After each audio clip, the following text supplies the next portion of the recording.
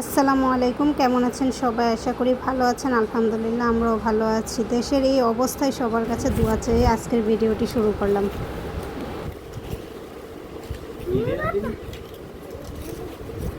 না, এগুলো সব তোমার টাকা, ধরো ঈদের টাকা, এগুলো সব দিয়ে আসবে।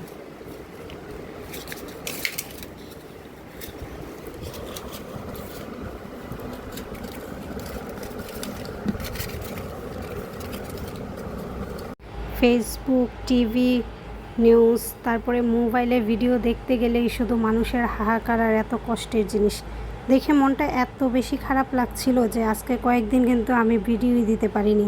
আর আসলে পার্সোনালিও অনেক বেশি খারাপ লাগছে, কারণ আমার নিজের এলাকা বলে একটা কথা, ওইখানের মানুষগুলো অনেক কষ্টে আছে। তো এই জন্য আরও বেশি কষ্ট লাগতেছিল। 4-5 দিন ওনাদের কোনো খোঁজ খবর পাইনি। তো অবশেষে যখন আলহামদুলিল্লাহ শুনতে পেলাম যে ওনারা ভালো আছে, তো ভাবলাম তখন একটু মনটা শান্তি লাগছিল।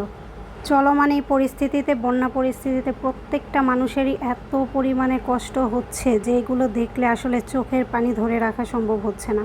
রাতে ঘুমানোর পরে সকালবেলা উঠে যখন দেখে যে তাদের সব কিছু শেষ, বাড়ি ঘর, সম্পদ, টাকা পয়সা যা কিছু ছিল সব এক রাতের মধ্যে বিলীন হয়ে গিয়েছে।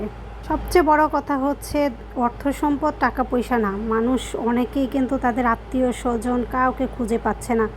এই জিনিসগুলো এত বেশি প্যারাদায়ক ছিল, তার জন্য আজকে কয়েকটা দিন একবারে 2 চোখের পাতা এক করতে পারছিলাম না। যে যেই দিক দিয়ে পারছে, যার যার সামর্থ্য অনুযায়ী সবাই কিন্তু সাহায্য করছে। মানুষের মধ্যে যে কত মানবিকতা, সেটা কিন্তু এইবার এই দুর্যোগের সময় ভালোভাবে প্রকাশ পেয়েছে। আমরাও বেশ কয়েকটা জায়গায় সাহায্য করেছি, বড় ধরনের একটা নিয়ত করে ফেলেছি। আলহামদুলিল্লাহ, আল্লাহ তাআলা যদি কবুল করেন। এখন একটা সবচেয়ে বেশি কষ্টের ব্যাপার হচ্ছে যে মানুষ ত্রাণ নিয়ে যাচ্ছে, তো সেটা কিন্তু একটা ট্যুর হিসেবে নিচ্ছে। আসলে এই জিনিসটা কিন্তু কখনো কাম্য হতে পারে না।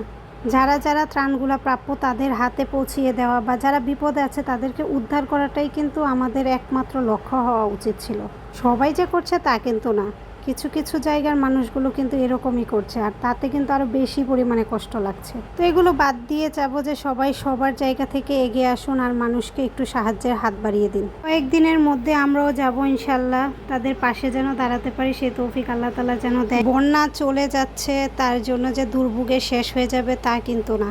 পানিটা চলে গেছে আলহামদুলিল্লাহ, তবে তাই বলে যে দুর্ভোগটা কমে গেছে সেটা কিন্তু না। আজকের ভিডিওর মাধ্যমে যারা যারা বন্যা কবলিত এলাকায় আছে তাদের জন্য, সবার জন্য দোয়া চাচ্ছি। তো সবাই দোয়া করবেন। আজ এই পর্যন্ত, আল্লাহ হাফেজ।